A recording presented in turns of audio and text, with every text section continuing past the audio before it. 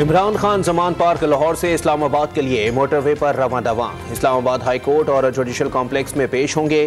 توڑ پھوڑ کے مقدمات میں ضمانت کے لیے رجوع کریں گے۔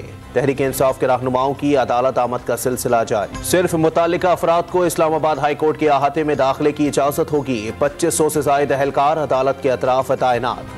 واٹر کینن، لانگ اور شارٹ رینج آنسو گیس کے شیل اور ربڑ کی گولیاں فراہم کر دی گئیں۔ دہشت گردی کے مقدمات میں سی ٹی ڈی اسلام آباد نے عمران خان، مراد سعید، شبلی فراز، اسد عمر، فاروق حبیب، حماد اظہر، اسد کیسر سمیت 17 پی ٹی آئی رہنماؤں کو طلب کر لیا۔ Pakistan electronic media regulatory authority نے آج اسلام آباد میں تمام ریلیوں اور عوامی اجتماعات کی لائیو اور ریکارڈڈ کوریج پر پابندی عائد کر دی۔ پیمرا کی جانب سے 1 روز کے لیے پابندی کا نوٹیفیکیشن جاری۔ کوریج پر پابندی امن و امان کی صورتحال کے پیش نظر عائد کی گئی۔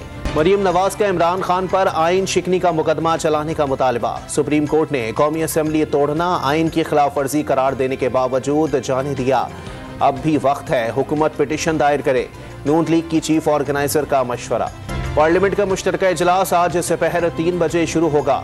قومی اداروں کے وقار، معاشی پالیسیاں، مسئلہ کشمیر اور خارجہ پالیسی پر بحث ہوگی۔ پی ٹی آئی سینیٹرز کا اجلاس میں شرکت کا فیصلہ۔ پارلیمانی کمیٹی کا اجلاس دوپہر 2 بجے طلب۔ عمران خان کے بھانجے اور پی ٹی آئی کے فوکل پرسن بیرسٹر حسان نیازی کے خلاف کراچی میں بھی شہری کی درخواست پر مقدمہ درج۔ جمشید کوارٹر تھانے میں اشتعال انگیز تقریر کرنے کے الزام پر پرچہ کٹ گیا۔ اسرائیل میں وزیر دفاع کی برطرفی کے خلاف ملک گیر احتجاج۔ مظاہرین نے وزیر اعظم نیتن یاہو کی رہائش گاہ کو گھیر لیا۔ اور افغانستان نے پاکستان کو دوسرے T20 میچ میں بھی شکست دے دی۔